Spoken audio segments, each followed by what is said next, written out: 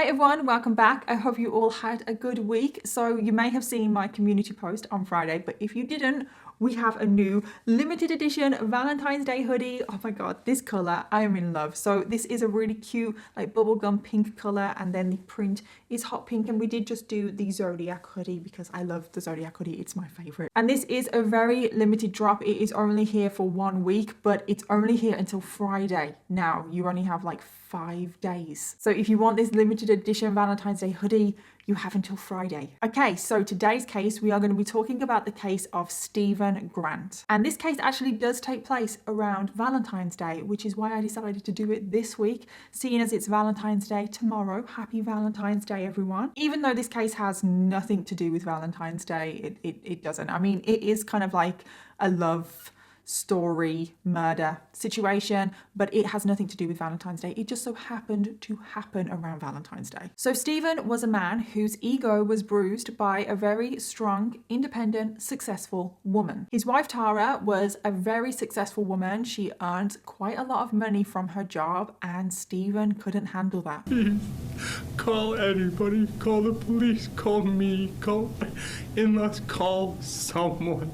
And unfortunately, because his little ego was so bruised, he went on and did the unthinkable. So we're going to get into all of that today. But before we get on to today's case, we do have a sponsor. So let's just quickly jump into that. So I just want to give a huge thank you to today's sponsor, and that is Skillshare. Skillshare is an online learning community with thousands of classes and members from all over the world. Skillshare have a ton of different subjects that you can learn about, like business, marketing, graphic design, web development. But Skillshare has so much more than the more like traditional subjects that you can learn about. They have so many things that can help you in your day-to-day life. For example, they have a course on how to take photos on your iPhone, which is so handy. They also have classes on productivity and interior design, and this is exactly what I've been using Skillshare for. Now, I've mentioned this a few times already on my channel, but I suck at interior design, and it's something that I really wish I was good at. Like, I see all of these such aesthetically pleasing homes on Instagram, and I'm just like, oh, I want that for myself. So I moved into my new home a few months ago, and I'm going to be honest, I'm still living out of boxes because I have been procrastinating the decoration process. I haven't really bought any furniture. It's a mess here. And also, I'm a Libran, okay? I struggle with decision making, and I just don't know what to do. So I looked up interior design classes on Skillshare, and they had so many. I took the class Interior Design Basics by Lauren Cox, and it really did teach me the basics. I feel like I have a pretty good foundation because that class taught me about color palettes, finding balance in a room, trying to find your personal style. So one amazing tip that I learned from that class is when you're deciding what colors to incorporate into your home, look into your wardrobe. What colors do you see in your wardrobe, and what colors do you wear often? So I looked into my wardrobe. There is a lot of black, white, and gray. So that means I'm definitely more of a neutral person. And the only color that I really ever wear on a regular basis is probably blue. Maybe it's because my eyes are blue. I don't know. I just feel like blue kind of suits me. So that is my plan. That is my personal style. Neutral with a dash of little blue elements, like pops of color here and there. So I'm definitely going to start applying these tips and tricks when it comes to decorating my home and choosing pieces for my home. And if you guys have a specific skill that you want to learn, well, Skillshare is the perfect place to go. And right now, Skillshare is offering 1 whole month completely free to the first 1,000 people to click on the link in my description box. Thank you again to Skillshare for sponsoring today's video, but thank you to every single one of you watching right now, because without all of you guys, I wouldn't get opportunities like this. And now let's jump into today's case. And just to warn you, I am going to be doing another pink look in today's video. I know I only did a pink look last week, and I've done a couple more already this year.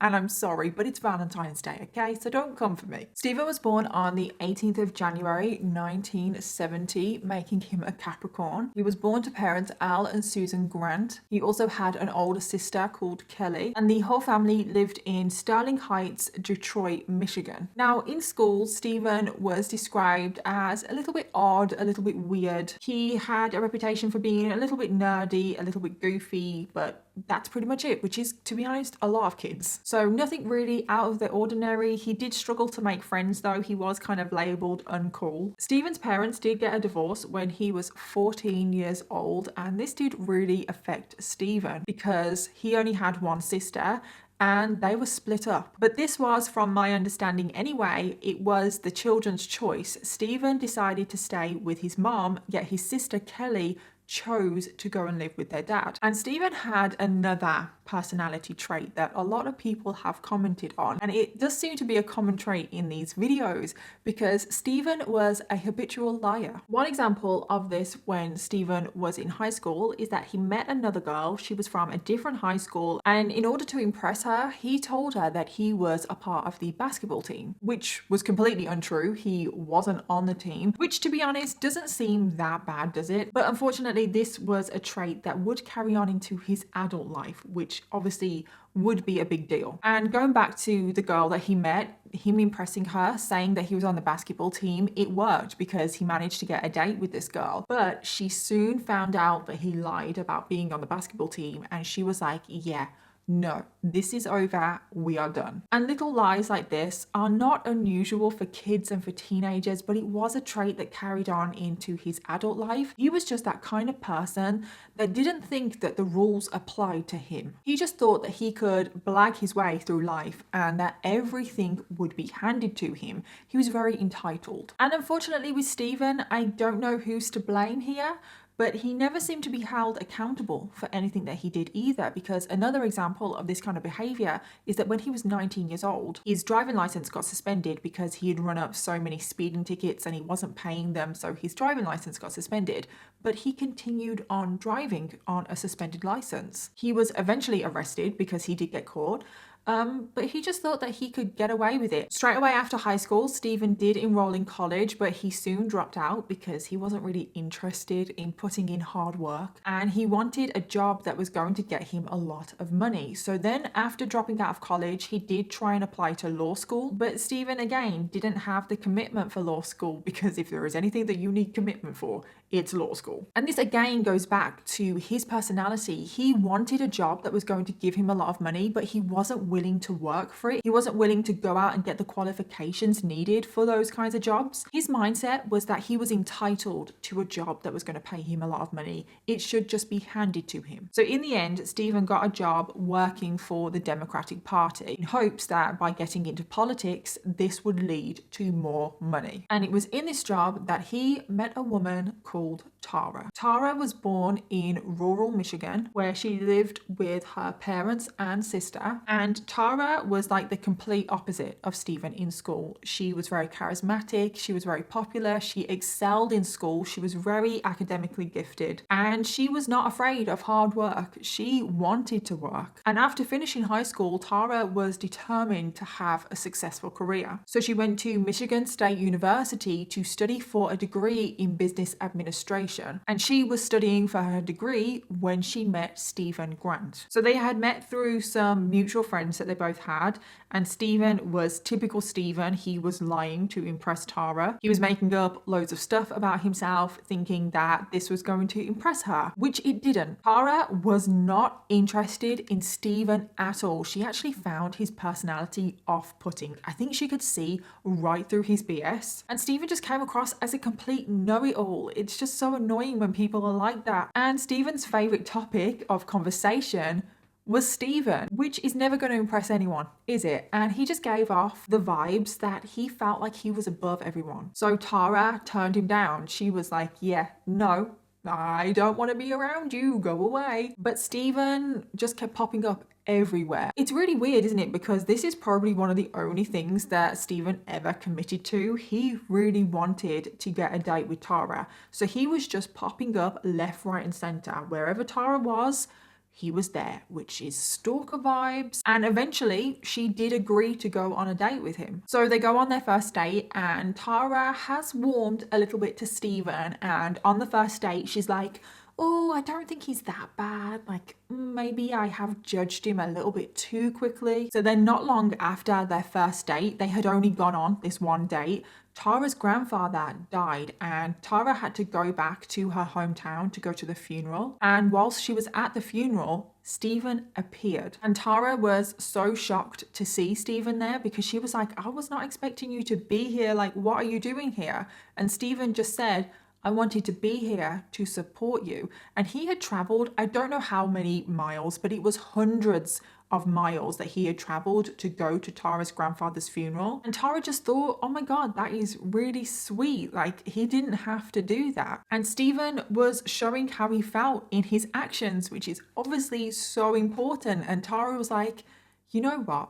I'm going to give this relationship a go. And things got serious pretty quickly. Their relationship hit the fast forward button because within months of them dating, Stephen proposed to Tara at her graduation ceremony. And the two of them went on to get married. And in the beginning of their relationship, they were really happy and they went on to have 2 children. So we're skipping forward a bit now. We are now in early 2007. Stephen is 37 years old and Tara is 34. And they have 2 children, like I said, Lindsay, who is currently 6 years old, and Ian, who is 4 years old. So at this point, Tara and Stephen and the 2 kids were living in a suburb of Detroit, Michigan, and the family were pretty well off financially. They were living in a really nice neighborhood. They had a really nice house. They drove really nice fancy cars. The children were in private school, and this was all thanks to Tara. Tara had lived up to her dreams. She had dreamed of having a successful career,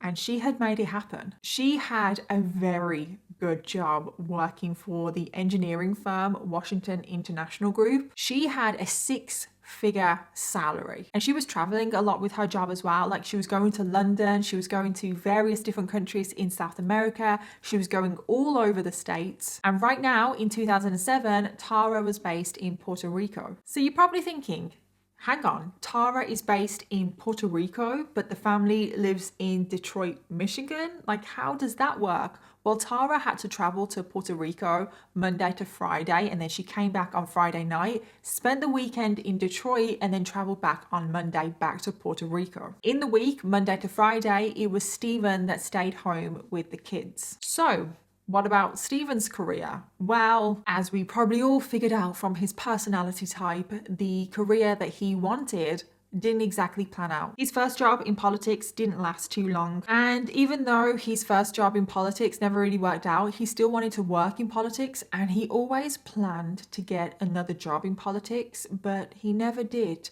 Like I said already, Stephen wants things handed to him. So because a job in politics wasn't handed to him, he didn't get another job in politics. Right now, Stephen was working with his dad, who was a tool maker. So Stephen was working in the machine shop Monday to Friday and also looking after the kids, whilst Tara was currently in Puerto Rico Monday to Friday.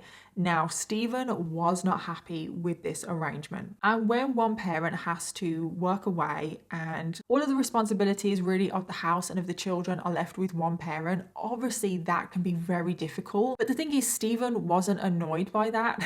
No. He was annoyed that Tara earned more money than him. He felt like that emasculated him. Tara's Christmas bonus check was more money than what Stephen earned at the machine shop for a whole year. So yeah, Stephen only didn't like this arrangement because Tara earned more money than him, and it's just absolutely ridiculous, isn't it? I mean, that is such a backwards way of thinking. I just feel like, who cares? Who cares who earns more money? If you're in a relationship, you're in a partnership, you should be equal. It's like, it doesn't really matter. And I do feel like I need to make this clear that Tara never rubbed it in Stephen's face that she was earning more money. She never emasculated him at all. Like, she never did anything like that. This was all Stephen. This was all in Stephen's head. Stephen also felt that because Tara was a mom, she should be the one that stays at home with the kids.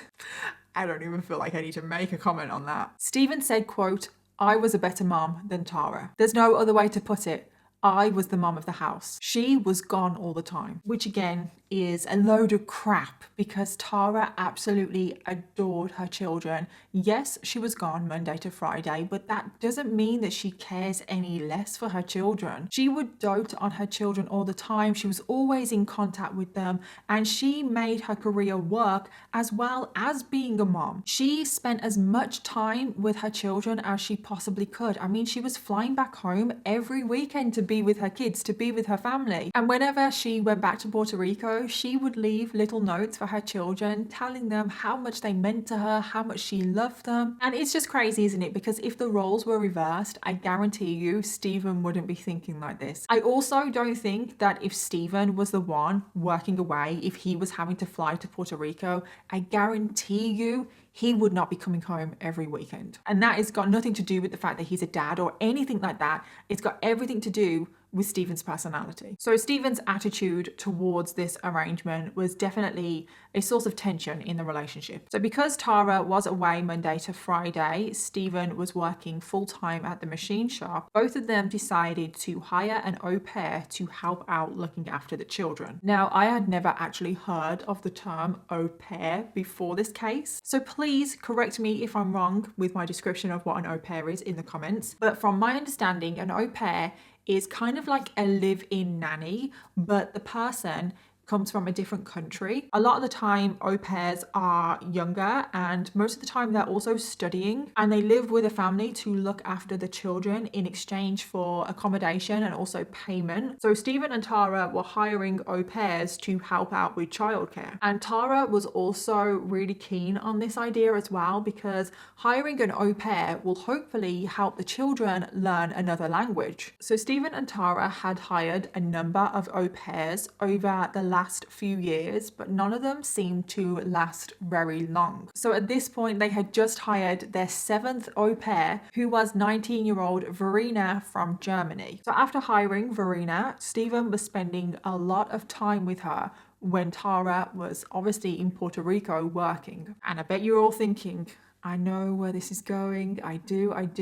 And you're right. It didn't take long for Stephen to start flirting with Verena. And then one day, Stephen just approached Verena and pretty much blurted out, "I think you're beautiful. I want to sleep with you." Did he really think that that was going to be appealing? But unfortunately, Verena did seem to find this appealing. And it wasn't that long until Stephen and Verena were having sex on a pretty regular basis in the family home, and the kids were also in the house at the same time. And apparently this was not the first time Stephen had cheated on Tara with an au pair. No. Apparently he cheated on Tara with nearly all of the au pairs. Stephen used to visit his local Buffalo Wild Wings, and he was heard bragging about all of the au pairs that he had slept with, and he also was bragging about the au pairs and how they would undress in front of him. But remember that this is Stephen talking. We can't trust anything that he says, but we do know that he is sleeping with Verena. So I wouldn't be surprised if he had cheated on Tara with the other au pairs. This is Stephen. We got to take what he says with a grain of salt. And Stephen justified this affair to himself because he told himself that Tara was also having an affair in Puerto Rico with her boss, which, spoiler, she wasn't. So now we get to Friday, the 9th of February, 2007. And unfortunately, this is the day that the tragic events of today's case take place. So it was a Friday, so Tara had just returned from work from Puerto Rico, and she had spent the evening with the kids. And then later on that evening, when the kids had gone to bed, Tara walked into her bedroom. Stephen was in the bedroom. I feel like I need to stress this, but Stephen was naked at the time. And Tara said to Stephen that unfortunately, because of work and the schedule that she had for the following week, she was going to have to return to Puerto Rico one day early. She was going to have to go back on Sunday instead of Monday. And Stephen just absolutely lost it. He started shouting at Tara, being quite horrible really. He was saying that she doesn't care about her kids, she doesn't care about her family, she's always gone. And he was also saying things like, how dare she go back early? And then Stephen, after he's done shouting, just comes out with it and says, Is this because you're having an affair with your boss? The audacity of this man accusing his wife of having an affair and pretending to be all hurt and in his feelings when he's having an affair. And the two of them got into a massive argument following this. I feel like I need to stress this again. Stephen is naked this whole time. And apparently at some point in the argument, Tara slapped Stephen. And in response, Stephen hit her back. According to Stephen, and I need to stress that, according to Stephen, after Stephen had hit her, she said, right, that's it. I'm done. I'm taking the kids and you're going to be fucking homeless. And it was following this that Stephen grabbed on to Tara's throat and just started to strangle her. Stephen held his hands on Tara's throat and was strangling her for approximately 4 minutes. And it was at some point during this 4 minutes that Stephen took a t-shirt and placed it over Tara's face because he didn't want to look her in the eye. He wanted to detach himself from the situation. And I know that the t-shirt over the face could be a sign of remorse, but I can tell you now, his actions following this definitely show no remorse. And tragically, Tara did not survive this attack. Stephen had strangled her to death. So Stephen has now murdered his wife, Tara, and it's not actually known if this was a premeditated murder or not. Obviously, Stephen is never going to admit that it was premeditated, but in that moment, Stephen 100% intended to kill his wife. I mean, you don't strangle somebody, you don't hold your hand over someone's throat for 4 minutes and not intend to kill them. I mean, 4 minutes is a very, very long time. So following the murder, Stephen had to figure out, okay, so what am I supposed to do with this body? I probably should have stressed this before, but the children are in the house when this happens. And Stephen realized that he had to get the body out of the house. But Stephen tried to carry Tara's body, but he couldn't. So what he does next is absolutely disgusting. The lack of respect. I mean, obviously he has just murdered his wife, so already that is a lack of respect. But what he does now convinces me that he has no remorse over what he's done. So he gets one of his belts and he puts the belt around Tara's neck and then drags her body by the belt, and he drags her body down the stairs by the belt. It's like, oh my god. And I feel like as well, I need to point out that Stephen is still naked as he's doing this,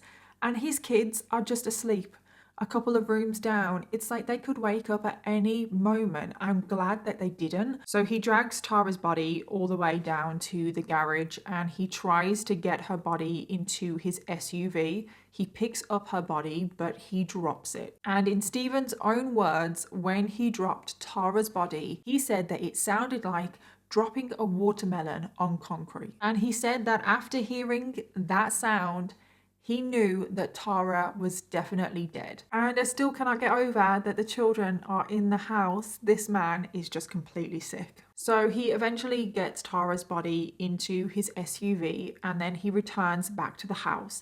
And it was pretty much only moments after he returned back to the house that Verena returned back to the house, because obviously she lives there as well, and she was just out with some friends and she returned home. And when she's walking through the front door, she sees Stephen and she's like, where's Tara? And Stephen puts on his victim face because he's like, oh, me and Tara had a fight. We had an argument.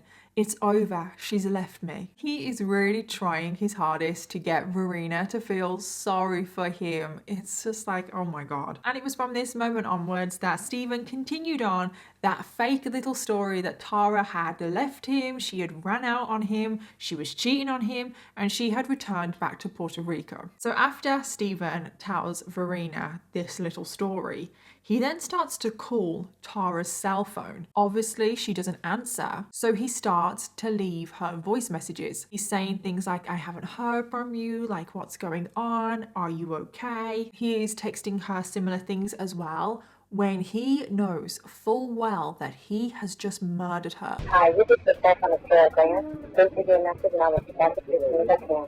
Thanks. It's after 2 right now. Quarter after 2.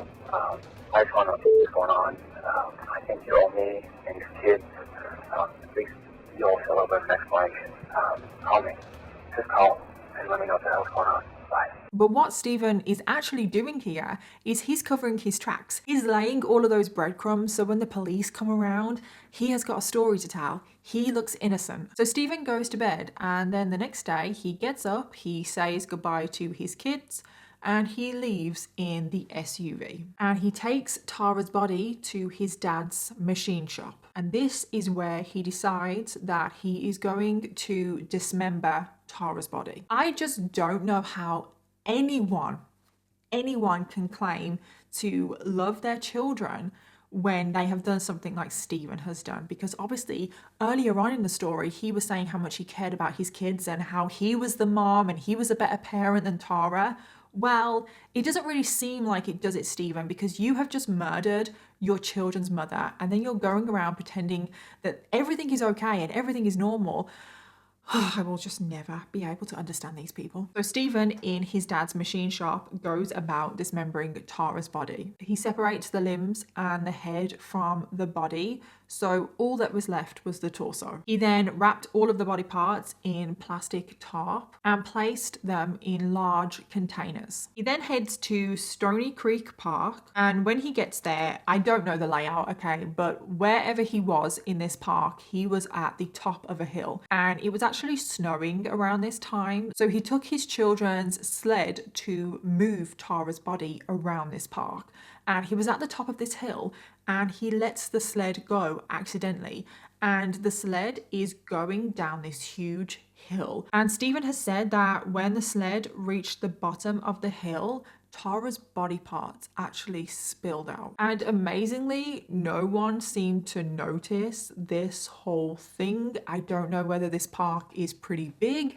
I don't know if anyone would have been around. I don't know, but no one sees any of this. No one notices. So then once he retrieves all of the body parts that have spilled out, he then goes into the woods and he buries Tara's body into shallow graves. And the reason why he didn't really care that he had only put Tara's body in shallow graves, he was hoping that wildlife would come around and eat the remains before anyone saw them. And then following him burying Tara's body, he returns home and he just carries on the act that him and Tara argued and that she ran out on him. Oh, and during this time, Stephen continues on sleeping with Marina, of course. However, people soon started to ask, like, where is Tara? Because even though she worked Monday to Friday in Puerto Rico, she would still be in contact with people. She would still contact her children on a daily basis, and people were starting to think, where the hell is she? Because no one had heard from her. And obviously she hadn't turned up for work, so she was clearly not in Puerto Rico. Eventually on Valentine's Day, which is the only connection to Valentine's Day in this case,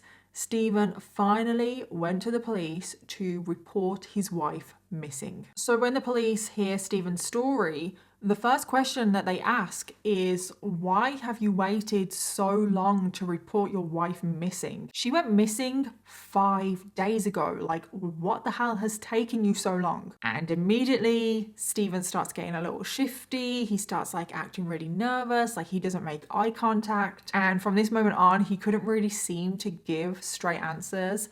So this was an immediate tell to the police.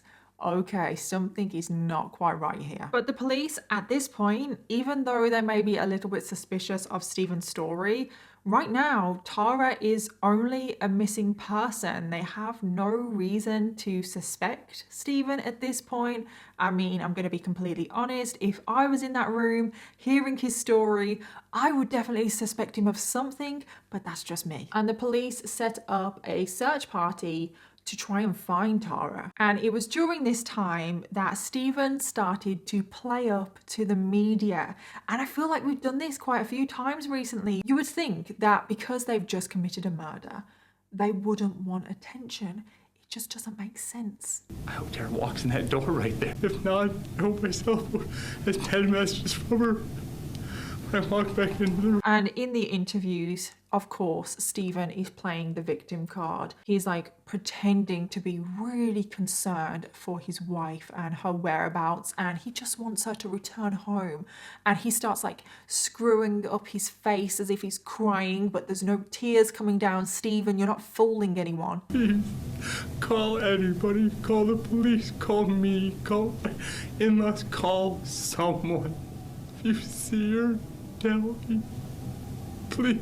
And as the investigation was going on, the police were just getting more and more suspicious of Stephen because his story was just not adding up. So as part of the investigation, the police looked at Tara's cell phone records, they looked at her credit cards, her passport, and none of them had been used.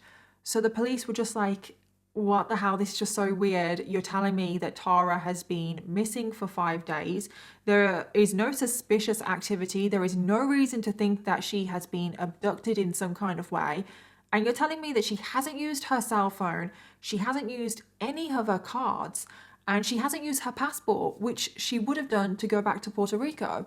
What is going on here? In fact, the police realize that there's no evidence that Tara even left the family home on that Friday night after the argument. And when the police confront Stephen of this, when they confront him and say, listen, there's no evidence that Tara left this home, can you explain this? It was at this point that Stephen just completely shut down and he stopped cooperating with the police, which was just even more suspicious. So the police set up surveillance on Stephen to see if they could see anything dodgy. It was around the same time that the police announced that they were going to do a thorough search of Stony Creek Park. I don't know why the police decided to do this. Clearly they had some kind of hunch that something might be there. And of course, this was the place that Stephen had buried Tara's body. So Stephen immediately starts to panic and he heads to Stony Creek Park to dig up Tara's torso. He only decided to dig up the torso because he thought that that was the easiest body part to find, and he takes it back home. I thought the police had set up surveillance on Stephen. How is he able to go and do this and not get caught? The police completely searched the park and no trace of Tara was found. And the time had really passed on now. It was 2 weeks after the murder and Stephen had started to think that he was in the clear. However, on the 28th of February, a woman that was walking through the park in a remote area of the park comes across a plastic bag under the tree, and it was covered in blood. She reported it to the police and it was soon confirmed that the blood was Tara's blood. So at this point, the police now change their investigation. This is no longer a missing persons case. This is now a murder case. And this was enough for the police to get a search warrant for Stephen's home. When they arrive at the home, they knock on the door, Stephen answers, and the police tell him, we need to look around. And Stephen is just like, oh, go ahead, look around, take your time. By the way, I've actually just got to pop out and take the dog for a walk. And the police let Stephen leave. Why? Why? He is a potential suspect. Why the hell would they let him leave? But they do. When the police entered the garage, this is when they came across a large object wrapped in plastic. And one of the officers poked the bag, which is just never a good idea. The police officer reported that whatever was in the bag was squishy. So they opened up the bag and this is when they found the torso of Tara Grant. And now the police are like, okay, so we need to go and arrest Stephen. But oh crap, we just let him walk out the bloody door. Because as soon as the police arrived at Stephen's home, Stephen knew that the game was up. He knew that Tara's torso was in the garage. He knew that the police would find it. So Stephen jumped in his car and drove off. Stephen had stopped to buy himself a load of pills, alcohol, and a razor blade. It turns out that Stephen wasn't planning on getting out of this alive. He wanted to commit suicide. Stephen also bought a toy gun and he had blacked out the red tip because if the police found him, he wanted the police to think that that was a real gun, not a toy gun. gun because Stephen thought that if his plans of committing suicide fell through, well then Stephen's plan B was to commit suicide by cop. Stephen headed for Wilderness State Park. This is a place that him and Tara visited quite often, so he knew the area pretty well. When he got to the park, he wrote 2 letters to his children saying goodbye, and then he heads into the forest. At the same time, the FBI have gotten involved in this case and a huge manhunt for Stephen was underway. And after 2 whole days, they do find Stephen in the Wilderness State Park. He was found just in the middle of nowhere. He was sat under a tree, I think, and he was suffering from hypothermia.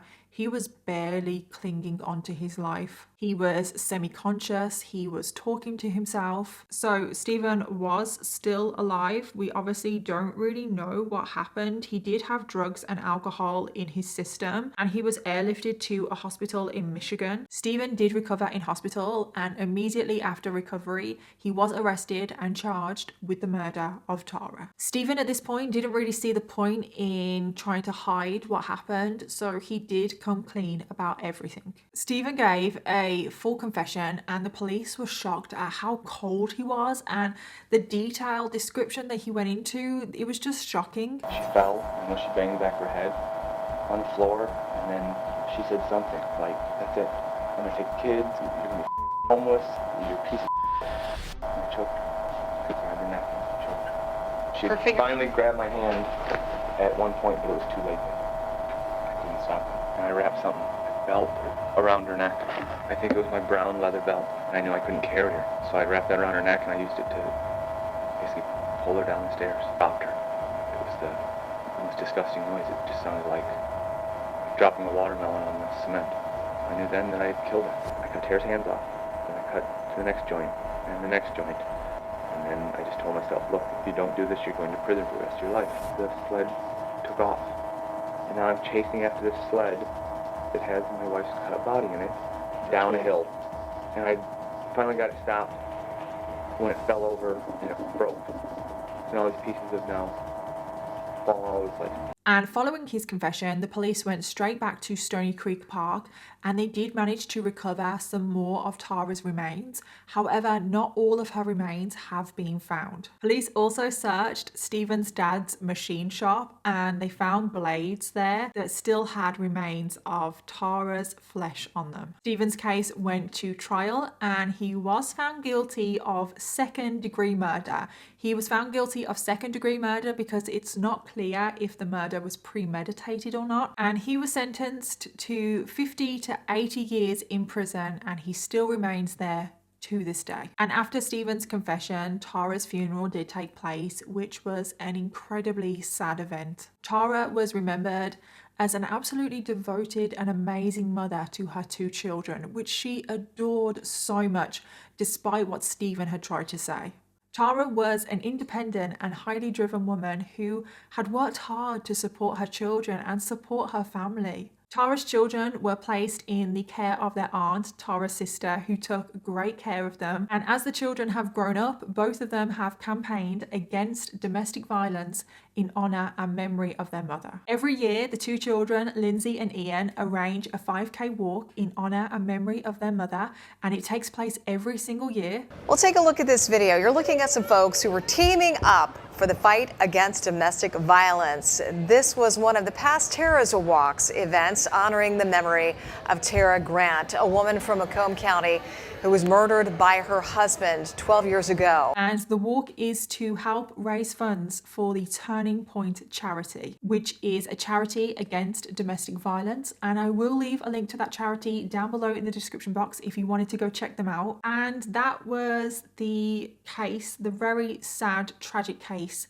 of Stephen Grant murdering his wife, Tara Grant, which is just so sad. It really is. Like, I always just think of the children in these cases because they've lost both parents. They have. In that one moment, Stephen decided to take both of those children's parents away from them, which is just not fair. It's not fair just because Stephen and his ego was bruised. He decided to change his children's life for forever. And that is unforgivable and it's not fair.